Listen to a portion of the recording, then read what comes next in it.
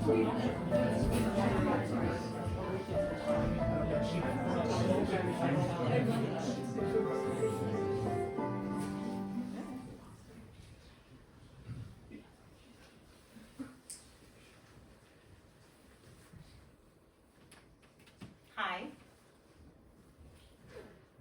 Hi. Hello. Oh my God. You are allowed to talk, you know. British people. All right. Maybe a question will get things going. All right. How many of you have ever felt like a whore? All right. I see some honest people in the crowd. All right. How about dressed like a whore? Acted like a whore. I like you guys. Been called a whore? How about called yourself a whore? Powerful, right? The universal urge for self-flagellation. All right, enough about you. It's me we're here to talk about. My name is Mary. Yes, I know.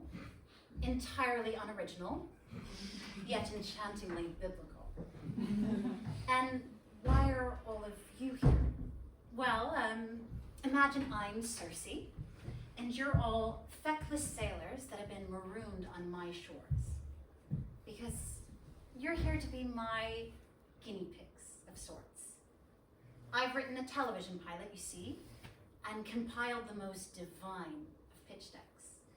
And as pitching an idea to producers is arguably the trickiest leg of the production process, I decided to pitch it to all of you instead. Kind of like a sexy TED Talk, right? All right, shall we begin? Introducing me and my year of casual monasticism. Me and my year of casual monasticism is inspired by medieval satire.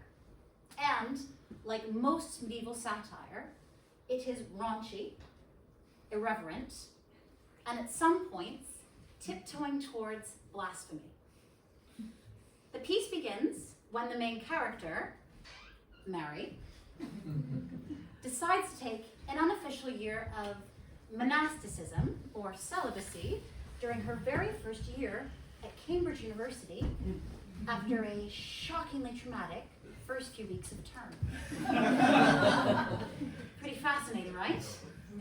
Okay, so the plot goes when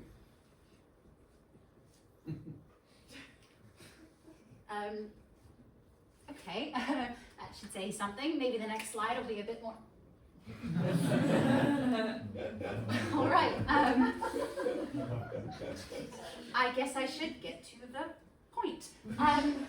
So Mary, decides to take an unofficial year of monasticism during her very first year at Cambridge University. And I suppose you're wondering, why? And how? Well, for that, I decided to consult the Rule of St. Bennet. Is anyone here familiar with the Rule of St. Bennet? No one? Really? No medievalists? No pretentious academics determined to show off their stripes? Really? Oh my God, you guys suck. All right. The Rule of St. Bennet is an absolutely brilliant 6th century text. It is essentially a monastic code of conduct, if you will, a sort of catch-all rule book for monks and monkish behavior. So, as I embarked upon my goal to be the perfect monk-student hybrid, there already existed a rule book I could refer to. Guess I should give you guys an example. On my very first day, I learned the truth of rule number 43. Whatever word they have on hand, when the bell rings, either for divine office or for meals, the brethren should hasten to the proper place. He who does not come, or comes too late, shall be punished befittingly. Poetry, isn't it? Music to my mentally unstable ears. But for those of you who aren't bizarre medievalists, I have provided a translation for you. Be on time, you stupid fuck. Because I was starting a postgraduate degree at Cambridge University. Creative writing, to be exact. Sort of niche, not the most employable degree here at Cambridge, and a bit unconventional by this institution standards. So in keeping with that, I decided to be a bit glamorous, rebellious even, and arrive at 9:05 instead of 9 a.m. on my very first day of class. And to my horror, all the other fucking nerds had gotten there before me, and there were no seats left for me. Worse, they didn't even have any goodie bags left. No Cambridge University crested pens, no. I was alone. Clearly, creative writing staff were not very good at math. But essentially, it seemed like God himself were telling me I wasn't welcome at this university. And I freaked the fuck out. Perhaps not the most proportional of responses, admittedly, but I couldn't help but feel as though I was being rejected before I'd even begun. And that's when I realized I had no idea what I was stepping into. Cambridge, right? The upper echelons of elite academia. But it was more than that. It had been well over a year since I'd been a student. And God, it was more than that too. The last time I'd started a degree, my undergrad, I had been doe-eyed, fresh-faced. Things I admittedly still kind of am, but I had been naive, inexperienced, virgin. Never mind. The point is that I had met all of these new sexy monks, right? Look at them. Come on, because I was thinking about a new rule. The brethren are to call one another by the reverential names of fraternonis. Translation, you're stuck with these bitches. I was trapped in a tiny enclosed university with so many hot, sexy monks. That's us. At matriculation. They even ring a gong and speak in Latin. If that's not monastic, I don't know what the fuck is. But the point is, I was just a little intimidated. All right? Because they were so perfect, so shiny. I mean, they even smelled delightful. Anyway, I met many of them at matriculation, and I also met older people, professors. I had a tutor at my college, Oderick. The man hasn't left Cambridge since he was 18. I don't think I've ever met anyone happier. There was also a chaplain who admittedly thought I was a bit strange. And professors, writing professors who were interested in what I had to say, who complimented my application. And slowly but surely, I started to feel gloriously and wonderfully protected. I hadn't realized how much I wanted the guidance of something, not someone, something bigger and better than myself. And I realized just what I had been missing. No longer did I have to skulk about city cafes, hunting for a place to sit. No, now there was always a seat in the library, always a place in the dining hall. They'd even order any book I wanted. And I had needed that because I had been running from, nope, not going there. We're gonna talk more about sexy monks, right? Look at them in the library, studying away, smelling delightful. And we started to hang out, right? We were going to formals, going to MASH, doing silly things in the MCR, right? And I don't know, I couldn't help but feel as though something was inevitable. Couldn't relax because I knew something else would come. Such as other people, like this bitch. Basically, all of you have met someone at Cambridge who sucks. Right? So, what does he study? Anyone? Give me something. What was that? English. Oh, no, something more niche and more pretentious, right? HSTS. HSBS, give me even more. Give me the most niche, obnoxious degree. Whoa.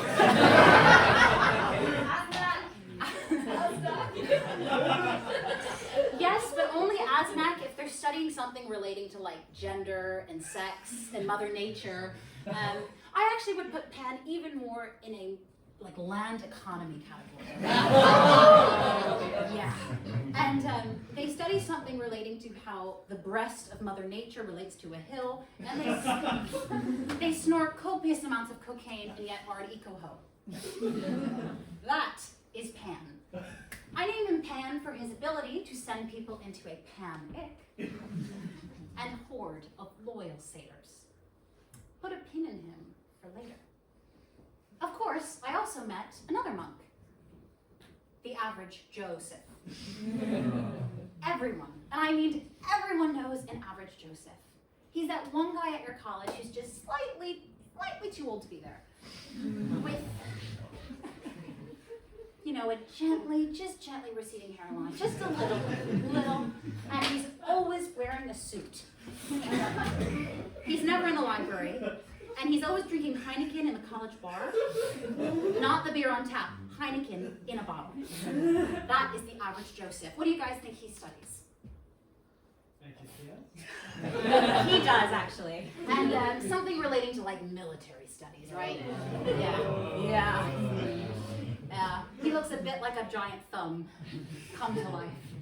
That is the average Joseph. Also put a pin in him for later. And finally, of course, I met a Chekhov, the Messiah.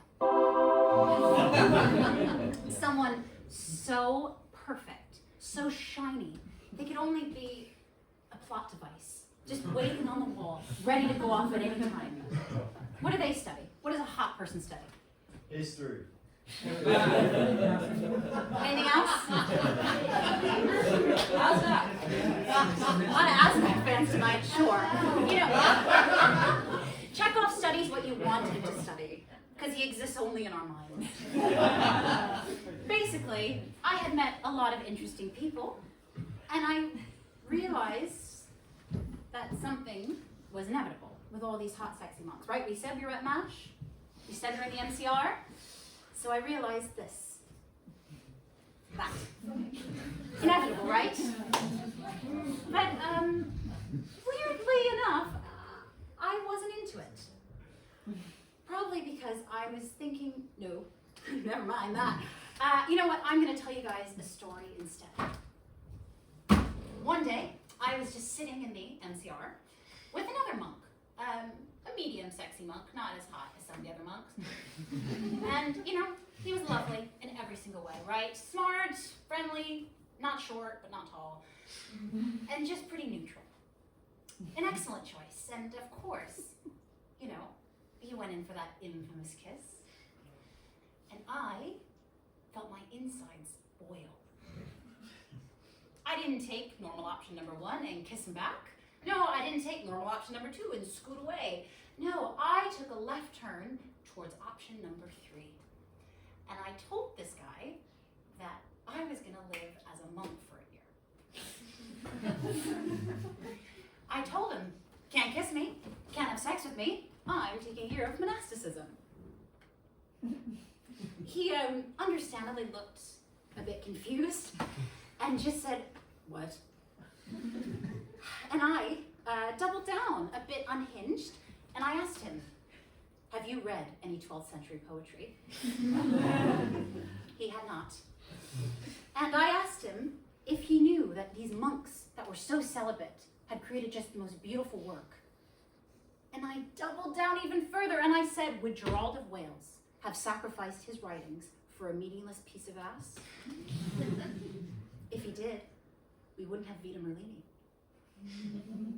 Admittedly, a poem about a wizard wandering in the forest is not really what I'm looking for, but I had the intended effect. This guy stopped trying to kiss me. Unsurprisingly. And the more I talked about it, the more I realized I actually had kind of a point, right? Cambridge is sort of like a church, and our colleges are sort of like independent monasteries. And it was true, actually, all great artists had produced art after being in a relationship, right? No one would speak about Orpheus if he didn't sing of Eurydice. And I knew that I probably should take my own advice and live as a monk in order to be a great creative writer. That's how I felt I should be. Just the perfect monk-student hybrid studying away. Because I knew I was prone to some sort of distraction. Actually, you know what? No, back to the studies, right? Because at this point in the year, we were studying confessional poetry. Which is weird, right? Because I'm perfect. Yeah, I'm full of shit. All right. I had one giant, hunking thing to confess. Poseidon. Named for his blue eyes, stormy demeanor, and rather unfaithful patterns of behavior. He was tall, tempestuous, and biblically buff. And he sucked. Oh my God, he was an absolute piece of shit. I mean, you know, beyond that though, I knew that we had an expiration date, right? Because how many of you were in relationships before starting a degree, especially at Cambridge University? Living in sin, come on, someone, guys, there we go. And how many of those relationships lasted? They don't. And I knew that coming into Cambridge. I knew that Poseidon and I had an expiration date. So, this man, who prided himself on distraction and self-sabotage, could only serve to be an albatross during my studies.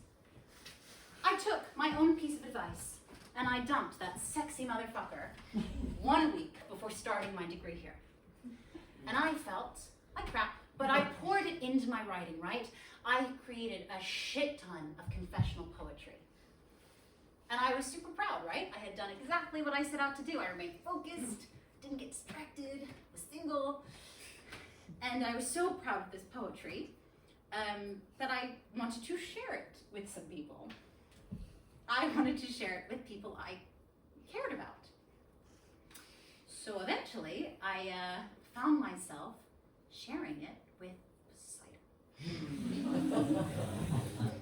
And I learned the truth of yet another rule. No one may presume to give, receive, or retain anything as his own. Nothing at all. Not a book, writing tablets, or stylus. In short, not a single item. Translation: leave your baggage at the door, dumbass. Oh my God, do not drag something stupid into your new phase of life. Because not a month after starting at Cambridge, Poseidon, being so impressed by my poetry, invited me to his flat in London to pick up a few books I'd left behind. And like an idiot, I went. But are we forgetting that despite that man's abs, he sucked? Oh my God. I don't know if you guys have been with someone who couldn't see you as more than one thing, but for 2 years, all I heard was, how could you be an actress and a writer? or how about, Ooh, if they ever make your movie, they won't put you in it. or gosh, you know what he said when I got into Cambridge? He asked me to book him a writer's retreat in Greece for him alone when he was dyslexic and functionally illiterate. Gosh, and so when I showed up at his flat, I thought I was the same person that had left those books behind. But I don't know, maybe I wasn't. Maybe Cambridge had changed me. I mean, I found myself feistier than no, not like that, no. Or verbally feistier than I used to be. And suddenly I didn't have the patience for his crap. And I remember him pulling me closer to say hi for some spicy time and just saying some quip, just some rude comment. And I remember going so upset that I pushed him off of me and away from me. And he pushed me back. Hard. And that was when I learned the truth of yet another rule. No one is to strike another. You're not supposed to hit each other.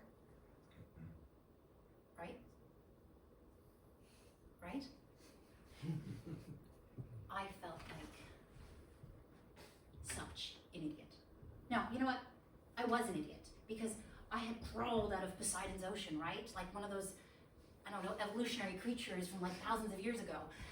Gotten onto the sand and escaped into the Church of Cambridge. Found sanctuary, only to crawl right back into the lion's den. I felt like such a fraud. You know what? No. I didn't feel like a fraud. I was a fraud. Because after that fight, Mary, stayed the night. And I learned the truth of another rule. Those who cannot understand the seriousness of the penalty of excommunication and are guilty of misdeeds, they should be subjected to severe fasts or checked with sharp strokes so that they may be healed. You deserve to be punished for acting like a whore.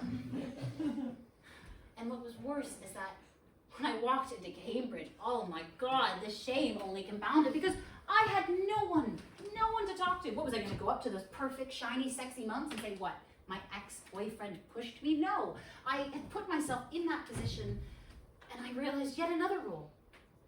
No one is to defend another in the monastery, not even if they are near kindred. You're on your own, bitch.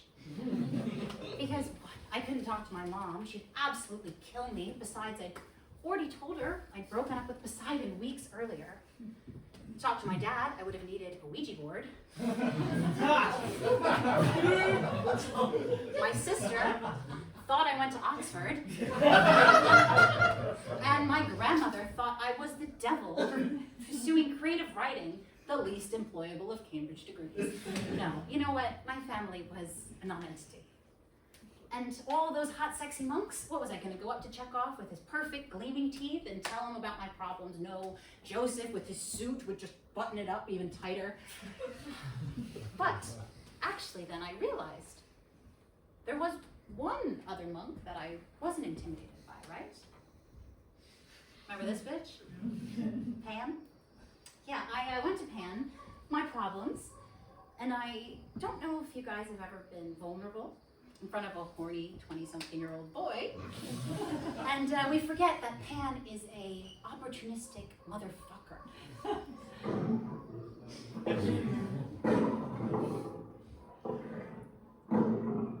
Yeah, he was hungry. Because he listened for about, 30 seconds before going in for that infamous kiss. And you know what? At this point of the year, I was so confused that I went for it back. Briefly, I stopped it eventually, but I did allow a kiss or 2 or 20. And eventually I actually did pull away and say, you know what, Pam, I got a lot on my plate right now, man. I can't handle this. And I'm a monk, right? Chill, dude. Yeah, and he acted about as well as you think. And if you guys have mildly led on a horny 20-something-year-old boy before rejecting them, don't recommend that one either. And I learned the truth of another rule. Monks should diligently cultivate silence at all times, but especially at night. Translation, please shut the fuck up. Also, do not confess, right? Please tell me, to make me at least feel a little better, how many of you guys told someone something stupid when first arriving here? Yes, thank you. Right here. Because I felt like such a moron, right? I had spilled all of my secrets out to this guy, Pan, and he, very cleverly, decided to use them against me. Because when I rejected him, he freaked the fuck out. And he told me that if I told anyone about what had happened between us, that he would tell everyone about Poseidon. I don't regret many things, but I do regret not standing up for myself, or at least telling him to fuck off. No, I panicked, and I allowed him to silence me and promised to keep my damn mouth shut. At this point in the year, I was a little stressed. Not doing too well, was I? And it was more than that. Men appeared to me like demon succubi, wanting to impregnate me with the Antichrist. I mean, my God, I didn't even want to think about how I looked in the eyes of men. I didn't want to think if I looked skinny, if I looked pretty, if my eyeliner was smudged. No, I didn't give a shit anymore. And I was exhausted from trying so hard all the time. And wandering around my college one night, as one does at midnight, I walked into the chapel and I found sanctuary. I realized that my monk thing that I had been saying as a joke, or at least to ward off weird men, actually had a lot of merit to it. It offered me an option for peace this year. To let my beating heart just lie still. And I realized that I did need to commit to a year of monasticism in order to finally clear my mind. So, standing there in my college chapel, I signed my own sentence and locked myself away. Only problem is, while I was the perfect student, I was bored. I am a writer, right? So I'm supposed to live life and breathe and create all this weird shit, and I could do nothing, right? So I could read these books, but I had nothing left to say. And after a while, I started to grow hungry for just some fun, some sort of experience. So bored when randomly then entered Joseph. You guys remember Joseph, right? In his suit with a college-crested tie. Yeah, I was just sitting in my flat, or maybe face down on the ground, I don't know. And he texted me and invited me to a formal. You guys know what formals are, right? Those weird things you bring either your parents or someone you want to fuck to. The energy in those rooms is just rancid. But it was a cool formal, right? At some old college, and I was tempted. Even though I was taking my year of monasticism, I should have been doing this, right? No men for me. But I kind of wanted to go to the formal, and I kind of wanted to dress up in a pretty dress. And so I looked to the rule of St. Bennet for another excuse. At meals, there should always be 2 dishes to choose from. Under circumstances of hard work or the like, the abbot may order more food to be given, but let all be mindful not to be overtaken by gluttony. Shit's free, right? Because Joseph is just slightly too old to be a Cambridge student, so he was offering to pay for my formal. He also was offering to Uber me there and buy me a drink once we got there. I mean, it was weird. He was kind of strange looking. He sort of looked like a humanoid creature on the Hereford Mapamundi. You know what? I was a bit lonely at this stage, and the food was good, right? But at the end of that first formal, I had spoken quite a lot about being a monk, and I had him drop me off at home and sort of ran inside before he could make a move. And I assumed that would be the end of it, right? One free dinner, and that was it. But it was weird. A couple days after that formal, Joseph texted me and invited me to another one. And then after that one, another one. And another one. And another one. Another one. I swear to God, I went to like fucking 8 formals. And it was weird. They were like pseudo-romantic. Nothing ever happened, but I don't know. He kept complimenting me, which I like, but you know, it was strange. And finally, after that 8th formal, he invited himself in for a cup of tea. Couldn't really say no because he had taken me to 8 fucking formals and paid for all of them. So I politely invited him in for a cup of tea and kept asking him questions when he was inside, right? I kept saying, what are you gonna do later once you leave my flat after you drink this cup of tea? And he sort of like relaxed on my couch and looked at me for a moment. He went, I don't know, probably call my wife.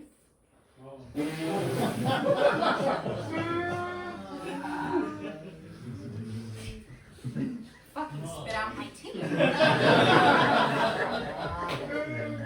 I'm sorry. I must have misheard that. Wife? Wife? What the fuck, dude? And I jumped to my feet and said, dude, you have a wife? What?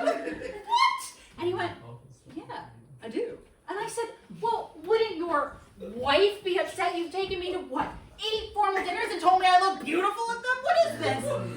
And he sort of just looked at me and went, not really. Aren't you supposed to be a monk this year? That makes you perfect for me. I I was a medieval fluffer. Oh my God. And you know what this was? The Madonna whore complex in the flesh. Yeah, this was fucked. And I actually had to take a step back, look myself in the mirror a bit on this one, because what the hell, man?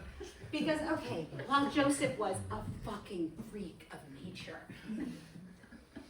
I had gotten a little weirder this year too. I had gone to all these formals and talked about being a monk and somewhat, played into the Madonna whore complex, unknowingly. But after this, I really did become grateful for my vow of monasticism, because you know what? It kept me from being entangled too much with a fucking freak show like Joseph.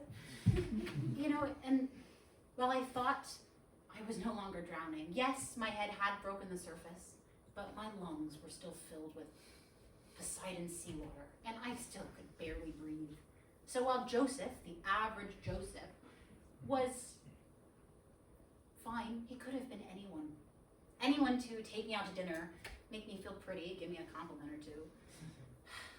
And I realized that after that weird fuck show, I needed to have more fun. And you know what? I needed a drink, bringing me to another rule. A Bohemia wine is supposed to be sufficient each day for every monk. Drink up, ho. Genuinely, go out and have fucking fun. Stop being a weird-ass monk. Well, I still was a weird-ass monk, but I started to go out a bit more.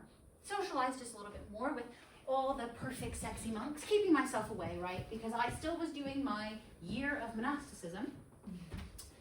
And I did try to have at least a little bit more fun. But it wasn't that easy, right? Because I found myself taunted by Pan. Remember this bitch? I used an uglier photo of him this time because he sucks. And Pan didn't seem to take my rejection months earlier very well.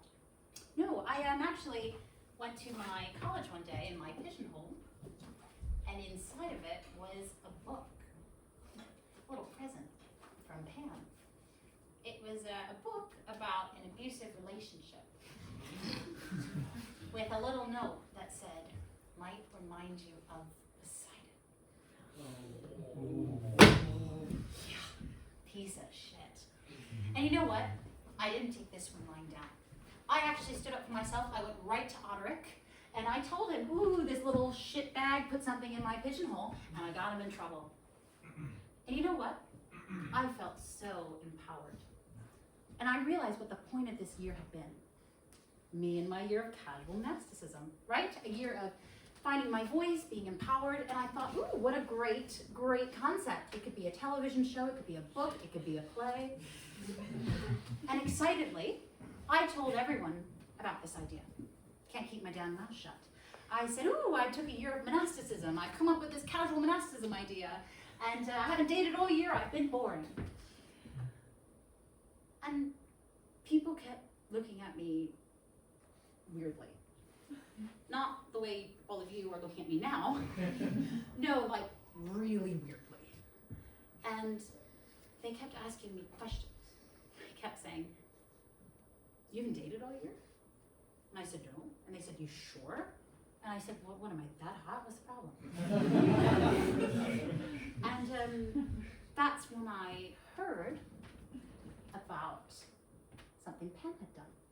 You see, he had kept good on his promise not to talk about Poseidon, but instead made up a rumor so salacious, so spicy, made me sound a lot more fun than I could ever be. And worse, Pan had spread this to fucking everyone. I even have a slide for this shit, because I was so devastated. Oh my fucking God. And you know what freaked me out the most was that my professors had heard this. And I went panicked, running to Oderick, my tutor. And I don't know if you guys ever wept in front of a 70-year-old college monk. I do not recommend it. He sort of looked at me in his armchair with his big ass belly, sort of knitting together his giant eyebrows, and went, no one's heard of this, darling, don't worry. And I I was in such a state of distress that he actually gave me a piece of advice. As I was leaving his office, he said, I recommend you take some time away from Cambridge. And he actually handed me a pamphlet on college travel grants. But despite all this, I could feel myself slipping away, just devastated beyond, because what had I done? Nothing all year, and yet suddenly I was still being just raked over the coals. I could feel myself giving up, sliding down an endless drain when suddenly someone grabbed my hand. Chekhov, the Messiah. Call it timing, fate, general kindness, but he took me under his wing, pulled me back from the edge of despair, no longer a plot device, but a friend. And suddenly I was hanging out with Chekhov and co, all the other hot, sexy monks, and I was doing all the things I should have been doing all year. Punting, having picnics, going to Mayballs, watching fireworks, and being a normal fucking Cambridge student. And it felt so refreshing, so human to just spend time with people not talking about monasticism. I mean, I still remember I was talking to Chekhov and I told him just some anecdote about Poseidon, right? I told him that one day when I had walked in from, I don't know, some play rehearsal, Poseidon had looked at me years ago and just told me that if I didn't put more effort into my appearance, I was going to make him want to be a monk. I still remember the reaction. It was so human, so normal. Ugh, he said, ugh. Because in all honesty, it had been so, ugh, oh my God. And I realized talking about it then that I had viewed dating like visiting a museum. I mean, when you guys go to museums, you don't just stare at every single piece of art for hours, do you? No. You wait for a piece of art that moves you. And for the first 20 years of my life, none of the art I saw ever moved me. Well, that was until that one sculpture of Poseidon.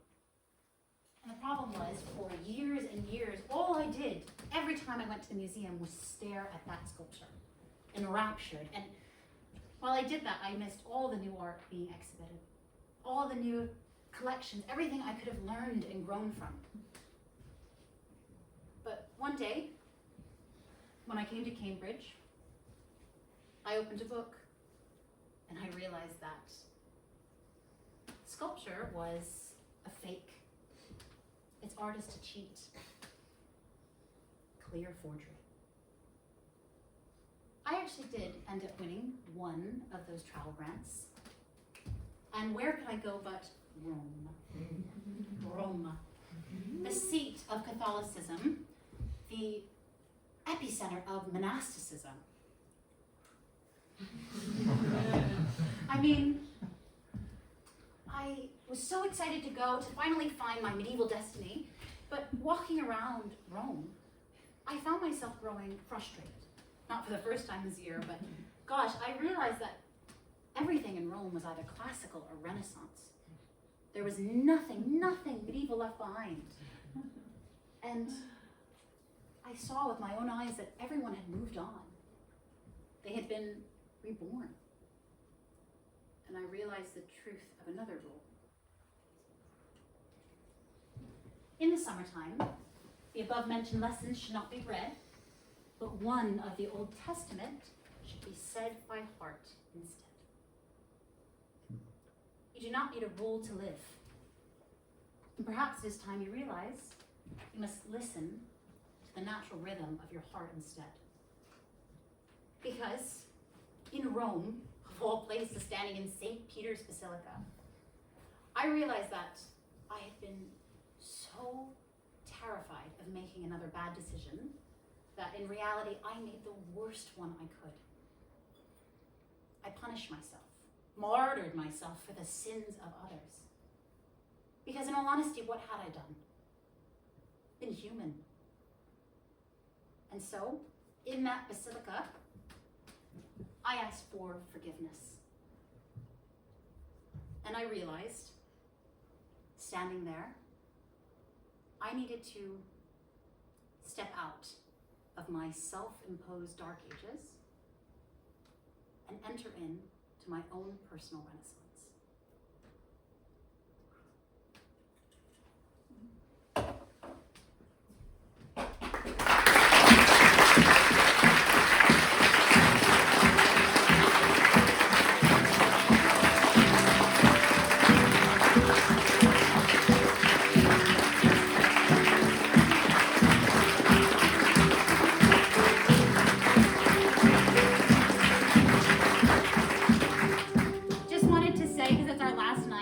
Thank you so much to you and my magnificent producer up there.